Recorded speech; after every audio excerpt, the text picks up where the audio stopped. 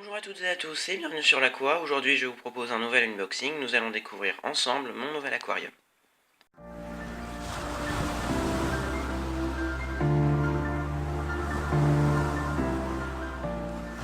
Il s'agit donc d'un aquarium de 180 litres de chez Rio avec éclairage de Rio, la gamme Rio de chez Juel avec éclairage LED. Donc du coup la couleur c'est chêne clair. Par rapport à l'ouverture du meuble, je vous laisse regarder ces petites images parce que j'ai pas fait de vidéo.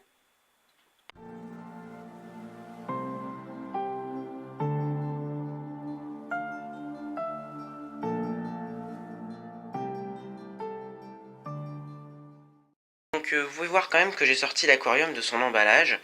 C'était juste pour faire tout simplement une ouverture plus simple, hein. J'ai ouvert pour l'instant encore aucune boîte.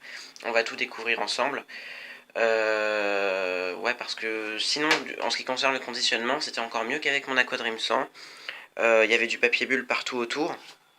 Donc, c'était très... je pense que c'était pas mal. Donc, le cadran, enfin le cadre plutôt, autour de l'aquarium est lui aussi très joli. Donc on peut voir plusieurs autocollants en fait, hein, qui sont des publicités pour d'autres produits de chez Juel, donc qui s'enlèvent un peu facilement quand même. Donc je vous propose d'ouvrir l'aquarium. Donc on tombe en premier lieu, bon alors sur cet éclairage. Donc ici il y a une barre de renfort, hein, il faut surtout pas y toucher, enfin y toucher, on peut, hein, mais pas la tirer ou essayer de l'enlever. À l'arrière, on a aussi un deuxième tube.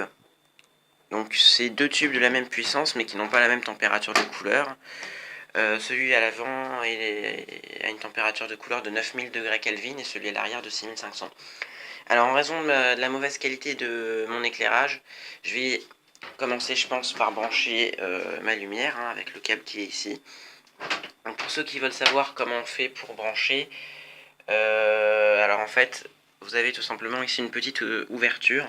Donc là vous voyez que moi bon j'ai assez mal réfléchi et du coup j'ai collé l'aquarium au mur, mais je vais essayer de le retirer un petit peu. Si jamais vous collez l'aquarium au mur, il y a une petite trappe ici que vous pouvez enlever pour faire passer tous vos câbles. Voilà. En ce qui concerne le couvercle, vous avez ici une trappe de nourrissage que moi je vais remplacer du coup par mon distributeur automatique parce que ils m'en ont offert un avec l'aquarium. Donc en fait regardez, il est là. Vous mettez tout simplement ça à la place de la trappe de nourrissage, autre sens. Faut clipser.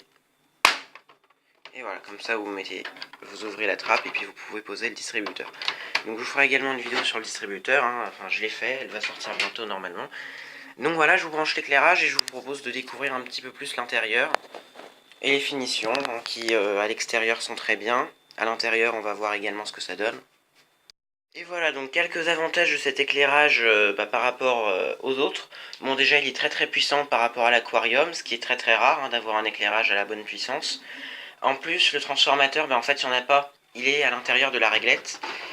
Parce qu'en fait, il y a une seule prise, hein, il y a un seul câble électrique qui alimente les deux. Donc, à mon avis, le transformateur doit être à l'intérieur. Donc, du coup, voilà, on n'a pas d'énormes trucs à se trimballer. Puis bon voilà, au niveau de la température de couleur, moi je peux pas regarder, hein, donc ne regardez pas ça à l'œil nu non plus. Mais on voit bien une différence. C'est vraiment pas mal. En tout cas moi je suis assez satisfait de cet éclairage. Maintenant on va ouvrir l'aquarium. On va regarder un petit peu ce qu'il y a à l'intérieur. Donc là ils disent de remover les deux petits trucs rouges. Alors encore, je serais bon en anglais, ça ce serait déjà un avantage, mais alors bon, essayez. Donc moi voilà ce que j'ai compris, donc je les ai enlevés. Alors après s'il fallait pas les enlever, ils sont pas cassés, donc je pense que j'arriverai à les remettre. Mais pour moi voilà, donc j'ai oublié de vous parler d'ailleurs des volets, donc ils sont amovibles, hein, bien sûr, vous pouvez les enlever. Vous pouvez également les faire coulisser. Alors, attendez, il faut que j'arrive à le maintenir. Sachant qu'en plus vous voyez rien, c'est pas possible. Ouais, vous voyez rien. Sachez en tout cas que vous pouvez les faire bouger. Donc vous avez une poignée sur le volet avant pour pouvoir le soulever.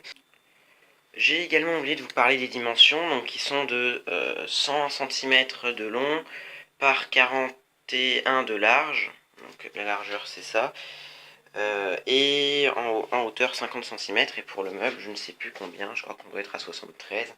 Je vais le carton du meuble juste à côté, je vais regarder, 73, oui c'est ça.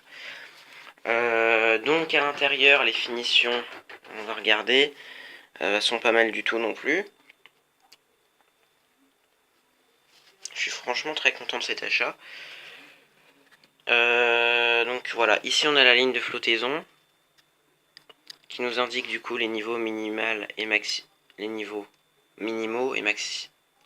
Bref, je sais pas. Du coup, c'est pratique, hein, ça évite de faire des bêtises et comme ça on voit quand est-ce qu'il faut remettre de l'eau pour pas que le chauffage, enfin que la résistance soit hors de l'eau. Donc on va regarder également un petit peu les autres papiers qu'on a. Donc il y a ça qui doit être, qui doit indiquer à mon avis la. Bref, on se comprend. Ça c'est de la pub, ça m'a l'air d'en être aussi. Donc ça c'est pour ceux qui désirent mettre un fond 3D. Ce que je ne vous conseille pas sur des aquariums trop grands parce que tout simplement après il va falloir en mettre plusieurs.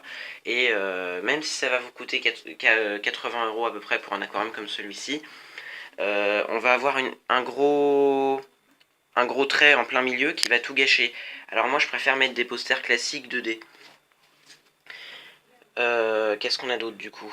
Bon, on a un bout de polystyrène en dessous de la boîte, on va essayer de l'enlever. Ouais, ça fait rien. Donc à mon avis elle doit être siliconée, je crois, hein, si on regarde, ouais, ça doit être du silicone.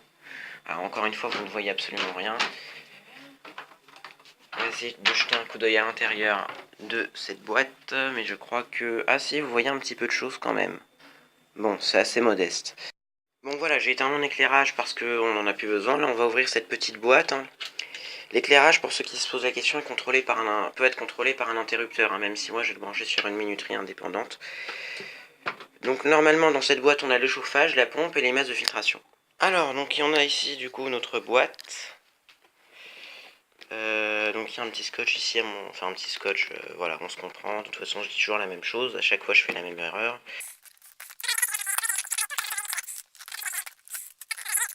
Je crois que pour le reste, bah, ça s'ouvre comme ça. Alors, qu'est-ce que ça contient? Évidemment, ce filtre que vous pouvez décider de remplacer par un filtre externe. J'ai vu les ouvertures pour les tuyaux déjà à l'intérieur, qui sont normalement assez grandes pour la plupart des calibres d'aujourd'hui. Bah, c'est pas mal tout ça. Bon. Ah, bah disons, c'est sympa. Il nous offre même un petit goupillon, vous voyez, pour le nettoyage de la pompe. La pompe qui doit être celle-là, en principe. Donc on a des joints. Des joints pour éviter que, je pense, l'ensemble vibre, hein. C'est ce que j'avais lu sur la notice de l'aquarium. Enfin, que j'avais téléchargé en PDF, justement, parce que jusqu'ici, je n'ai pas encore trouvé de notice, hein, vous l'aurez remarqué. Elle est peut-être dans cette boîte. Donc là, on a une mousse bleue qui va également servir de support biologique pour les bactéries dénitrifiantes. À mon avis, celle-là, ça doit être une mousse assez apport... bref, assez grosse. Et là, on a des mousses fines. Je connais plus exactement le nombre de pores par pouce. On doit être à environ une trentaine, 25 ou 35 en fonction des mousses. Là, on en a deux fines. Donc, possibilité d'en remplacer une par un support bactérien. C'est même ce que je vais faire. Alors ici, on a le couvercle pour notre filtre. Enfin, c'est une décantation, hein, en fait. C'est le même principe qu'une décantation. Là, on a... Alors ça, c'est à mon avis... Ouais, c'est ce qu'on va venir mettre sur notre pompe. Bah, on va monter le filtre juste après. Là, on a encore une fois un CD. Donc le CD, en fait, il faut le mettre sur l'ordinateur. Et puis, j'ai vu hier avec mon distributeur automatique que c'est le même CD pour tous les produits Juel. La seule différence... Bah, en fait, vous allez juste cliquer sur le produit dont vous désirez avoir la notice. Donc c'est peut-être pour ça qu'il n'y a pas de notice d'ailleurs, c'est peut-être parce que c'est un CD. Donc ici on a une mousse anti-nitrate, donc que je vous conseille du coup d'utiliser en parallèle une mousse anti-phosphate pour essayer de respecter au mieux le rapport de Redfield. Bon, c'est pas obligatoire, hein, ça dépend évidemment des paramètres de votre eau de conduite. Mais moi ici où j'ai que 25 mg de nitrite par litre dans mon eau de conduite, sachant que je coupe avec de l'eau osmosée, au final j'ai quand même 2 mg de phosphate par litre, donc c'est évidemment beaucoup trop. Donc je vais quand même rajouter une mousse anti-phosphate. Ouais, alors ici j'ai un premier panier pour mes masses de filtration. ici j'ai un deuxième panier pour mes masses de filtration. Là j'ai une mousse au charbon actif que je vous déconseille. Voilà, le charbon actif évidemment il faut le garder. Vous pouvez en avoir besoin si jamais vous avez besoin, vous avez fait un traitement dans l'aquarium et vous désirez l'éliminer. Mais il faut, en tout cas je vous déconseille de l'utiliser sur le long terme parce que le charbon actif, bon déjà c'est pas forcément utile. Des rumeurs circulent sur quoi ça tuerait les bactéries dénitrifiantes, ça j'en ai aucune idée. Et en plus, voilà, si jamais vous l'utilisez trop longtemps, il peut recracher tout ce qu'il a absorbé dans l'eau. Alors évidemment, pour vos poissons, recracher tout ce qu'il a absorbé pendant 2 semaines ou un mois je connais pas exactement le délai, mais peu de temps quand même, ça peut être mortel, donc attention. Là ici, à mon avis, c'est ce qu'on va utiliser pour poser le chauffage dans la décantation. Là ici, on a le chauffage. Alors, c'est pas fini. On a le watt. Donc on a 3 carrés de watt. Est-ce que je peux en enlever un pour vous montrer? Ouais. C'est assez fin et puis c'est bien prédécoupé, c'est très propre. Donc on a, alors ça je ne sais pas si c'est une notice. Non, ça c'est pour les masses de filtration. Et là bah, c'est pareil, c'est pour envoyer si vous désirez une notice papier. Si vous n'avez pas d'ordinateur, il suffit d'envoyer ce petit papier. Et enfin, c'est quoi ça? Voilà, c'est juste pour dire qu'il ne faut pas mettre de tapis en dessous de votre aquarium. Et ici, ouais, ça doit être quelques petites instructions seulement. Bon, voilà, donc pas de ventouse pour le chauffage. Donc c'est clair que si jamais vous désirez passer à une filtration externe, ce sera pas très facilité. Bon, je vais essayer de mesurer le diamètre et puis de vous le donner en sous-titre pour que vous puissiez acheter des ventouses adaptées si jamais vous désirez passer à une filtration externe. Donc voilà, alors avant de placer les éléments filtrants, donc qui sont, donc on va vous donner un ordre pour les placer, un ordre qui n'est pas systématiquement très logique. Je me souviens dans mon dernier aquarium, on m'avait dit de mettre le watt, enfin il était écrit de mettre le watt en première position, alors que c'est complètement débile, parce qu'on la place toujours en dernier. Donc là, je vous propose de faire ça de manière intelligente, et même si vous voyez rien, d'essayer de repérer un petit peu le circuit d'eau. Donc moi j'ai déjà mis ma main un petit peu dedans, et j'ai compris que l'eau, donc elle est descendre par le débordement, et elle est montée par là, en arrivant par le chauffage. Au final, donc, on va avoir l'eau qui va descendre et monter, et qui va être aspirée par la pompe au milieu, avant d'être rejetée dans l'aquarium. Donc c'est une pompe de 600 litres par heure, hein, pour ceux qui se posent la question. Alors, du coup, on va placer le watt forcément au milieu, comme c'est là où l'eau va passer en dernier. Donc déjà par contre, ça j'ai oublié de le préciser, rincez tous vos éléments à l'eau à l'eau chaude. Le reste je crois pas qu'il y ait de préconisation particulière. Donc les éléments filtrants, voilà, faut les rincer. Évidemment enlever le film plastique qui recouvre les nitrates, nitrax et carbax, voilà. Et ensuite on va pouvoir commencer donc notre montage. Au final, du coup, j'ai mes 2 paniers. Celui-là à gauche va venir en premier, donc il va être tout en bas en fait. Je vais poser l'autre parce que franchement sinon je vais pas m'en sortir. Voilà. Donc là on a juste une filtration mécanique et biologique qui part du bas où c'est le moins fin jusqu'en haut où c'est le plus fin. Je me suis peut-être planté de sens. Ah non. Ça a l'air d'être ça. Donc on enfonce et après on a ça. Donc j'admets que j'ai pas tout rincé, hein, parce que mon aquarium je le mets pas en eau maintenant. Et je sais pas encore si j'ai passé à une filtration externe, c'est un choix assez compliqué. Là normalement ça va juste jusque là. En principe, ça s'arrête là. Voilà. Bon, c'est pas mal. Ça m'a l'air pas mal. Donc maintenant on va mettre le chauffage. Personnellement il me reste un carré de watt. Vous pouvez le mettre avec un deuxième pour en avoir 2 à la suite. Mais je pense que le gardien ne peut apporter que ne peut être que positif. Donc voilà, ici on a le chauffage, 200 watts, donc j'ai regardé un petit peu le réglage, pas très précis, hein, on est bien d'accord. Voilà, donc moi je l'ai réglé à 24 pour faire un asiatique. Ici du coup, bah, c'est là-dessus qu'on va poser le chauffage. Je vous le cache pas, j'ai absolument pas regardé la notice. Mais d'après ce que j'ai compris, il vient là.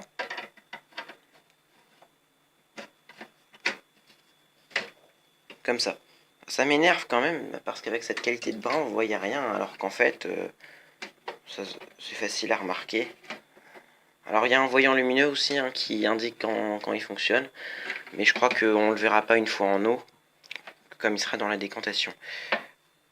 Donc pareil, je vais faire passer mon câble derrière, là, bon, j'ai pas encore... je vais faire ça tout de suite. Et voilà, alors maintenant il nous reste à mettre la pompe. Donc la pompe, on va la mettre dans ce sens-là, pour que ça aille s'adapter sur un embout noir que vous ne pouvez pas voir avec cette caméra-là. Donc je vous conseille quand même de tester votre matériel avant la mise en eau. Ça permettra quand même, à mon avis, au cas où il y a un petit souci, de pouvoir utiliser votre garantie avant qu'il soit trop tard. Donc on va venir mettre le petit embout qui était fourni. Hop, donc je pense qu'il vient juste s'enclencher comme ça. Ah bah c'est bon, je crois qu'on est bon là. Il s'enfonce. Voilà, donc après c'est à vous d'orienter le rejet comme vous voulez, en fonction des effets que vous souhaitez avoir, en fonction du circuit d'eau que vous souhaitez avoir. Si vous souhaitez avoir une oxygénation en surface ou pas, donc là c'est à vous de choisir en fonction des espèces que vous avez. Bien, pour terminer, on n'a plus qu'à placer le couvercle de la décantation qui est censé donner un rendu propre. Donc ouais, alors je crois que ça vient se placer comme ça. Vous voyez, c'est assez pratique quand même parce que vous pouvez régler le chauffage sans même enlever le couvercle. Pour le couvercle, il suffit de l'attraper comme ça, puis hop, il vient tout seul pour la maintenance. Donc maintenant, il faut le remettre, c'est notre histoire. Bah c'est bon, voilà.